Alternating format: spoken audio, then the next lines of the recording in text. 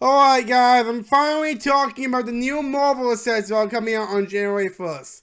I know it's been a while, I know a lot of you have already covered these sets already, but I was sick for the majority of this month and only got well a few days ago, and you saw I uploaded an episode of Minecraft, but I want to give my thoughts on these sets, because these sets are both good and bad, so let's just go into it right now.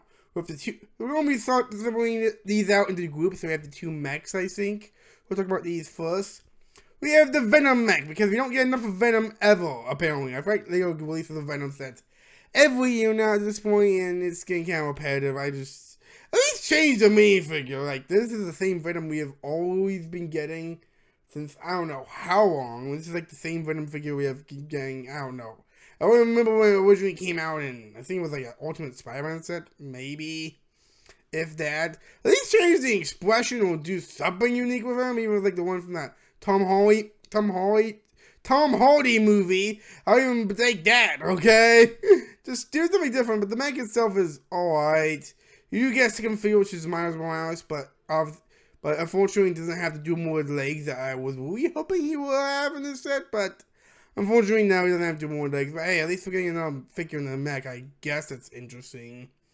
Out now, I'm not really feeling this mech, but the next mech is pretty good, I would say. The War Machine mech armor looks pretty good. Now, originally I thought this was a comic version of War Machine, but it turns out it's actually the Mark II War Machine from Age of Ultron. Interestingly enough, didn't know that. Okay, that's interesting. The mech itself actually looks pretty good, actually. Is what you expect from these Marvel mechs. Like, Lego doesn't make bad mechs. It's just the bad part is that we get them every year. Like, I feel like Lego's really mastered making mechs at this point, though. I don't know. It's kind of sad to think about, but yeah, this one's good.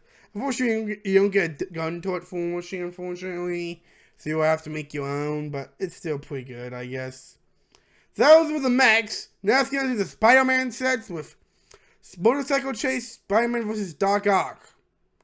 This is a weird set. First off, you get a motorcycle for Spider-Man, which I guess is okay, but again, why does Spider-Man need a motorcycle? Like, does Lego not know he can whip swing around the city? He lives in New York. He doesn't live in the suburbs where he needs a vehicle to move around fast, okay? Yeah. Then we have the Doc Ock, which they try to make something interesting with him by making him Venomized, but I don't like it at all. It looks very jarring. At least if you're going with Venomized characters, at least go all out with it. Make them fully Venomized. Make the tentacles like, I don't know, I guess they try to make the tentacles sort of Venomized, but it just looks awkward with the design for the tentacles. It just looks weird. I don't like it. They should have definitely improved, at least go all out, go a little bit more crazy with Venomized Doc Ock. It was really like they just did like a half-assed job. Maybe this was originally supposed to be a Doc Ock minifigure originally, but they decided no, it's not going to get the kids to buy the set, so let's make them Venomized, partially Venomized. I don't know, it just doesn't, I don't like it. I don't like it. At least it feels like it. The only good thing I can say about the set is that it feels like a $10 set. A lot of these Marvel sets tend to be overpriced, but this one feels like a $10 set.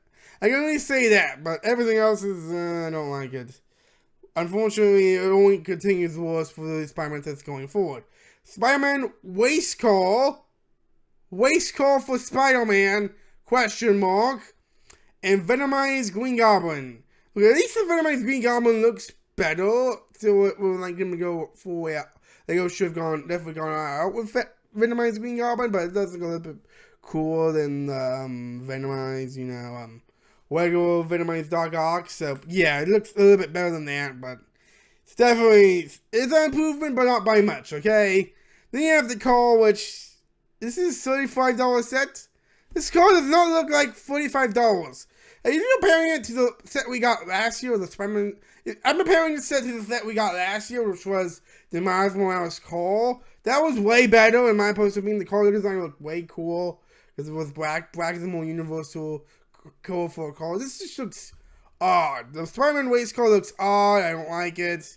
Why does Spider-Man need a car? You already got a motorcycle. Why do you need two vehicles?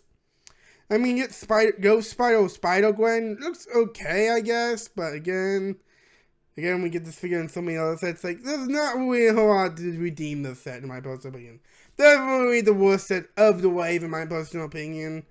And definitely the last, and we didn't even get a new villain with this set. At least last year's Miles Morales Call set, we got Mobius, despite the memes. Like, it was a new character at least, so we haven't gotten before. Here we just got the same old characters we usually get. Okay, the Spider-Man sets this year were disappointing, unfortunately.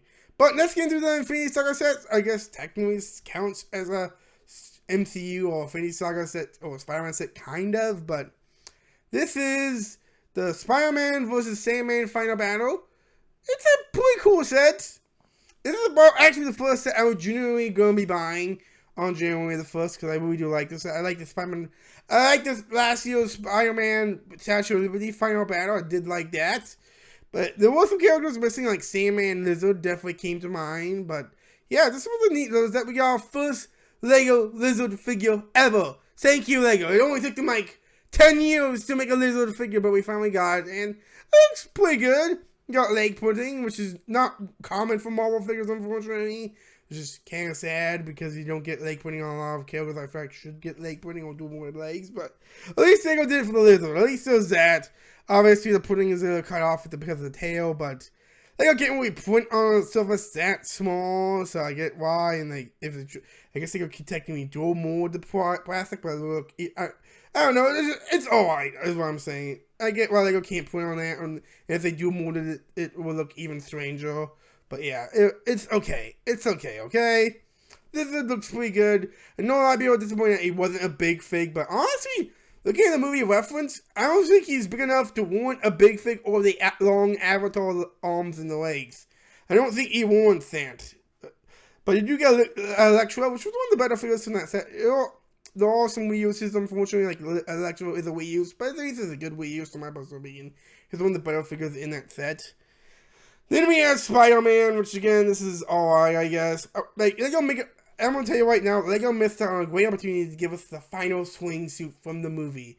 You know, the final suit Peter Parker's made for the end of No Way Home. He had his final suit from No Way Home. They could have given that in this set. Would it make sense? No, but it would have been cool to get that suit in this set, even though it wouldn't have made sense given the scene. But Sandman looks pretty good, I would say. He looks like a nice build. He's essentially a shorter, a cut down version of a buildable figure, but still looks pretty neat. I do like it.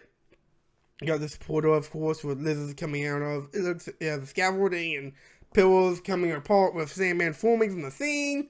Definitely looks cool. I do like it. Set. It's a little bit pricey at $38, but I do think it's gonna be worth that price. Especially if you already have the other set. This feels like a must buy in my personal opinion to have the weird experience. Do I think Lego should have given us the whole No Way Home final battle set at once? Probably. I don't know. When I review the set, I might give my final thoughts on that. Okay. Yeah, I definitely think these two sets are pretty good, okay? The Spider-Man Statue of Liberty from last year was pretty good, and this one's a pretty good set as well. Then we have Rocket's Warboard from Guardians of the Galaxy 1. It's alright. I do like the design of it. It does look cool. I was a little bit off-put by the color scheme and the design of it when I first saw it, but I do like it. It looks like a battleship, in my personal opinion. You get Ronan, which I don't know how I feel about this version of Ronan. It looks okay, but I think the old one did some things better. This one does some things better as well, but I don't know how I feel about that figure. Rocket looks okay. It's an okay set. I'll probably pick this up. I don't know if I'll pick it up day one, but I'll pick it up eventually. It seems like a good pickup, at least. Well, I know what I won't be picking up at all is this. No. Just, no. Rocket and Baby Groot. Why? Who wanted this, Lego? Seriously, who on earth buys these bootable figures? It's not me, for sure, because I never got one. I mean, it's okay. You get that, I guess, Esplanade Shooter and Blue, I guess. Yeah, minifigure, which is Baby Groot, which is okay, I guess. I do not like this at all. If you can tell, the best one I like about the set is something that you can probably get in another set. A blue Spring Shooter. That's probably it. That's probably my favorite part of the set. That's the best part of the set, guys. A Spring Shooter. Let's just move on. $60 for this. It's not great. Not great. Then we have the final set of the wave, which is the X-Men X-Jet. I don't know how I feel about this set, actually. This is another set I pretty much, I'm mixed on, essentially. I don't know how I feel about this set. The X-Men X-Jet, $85, I don't know.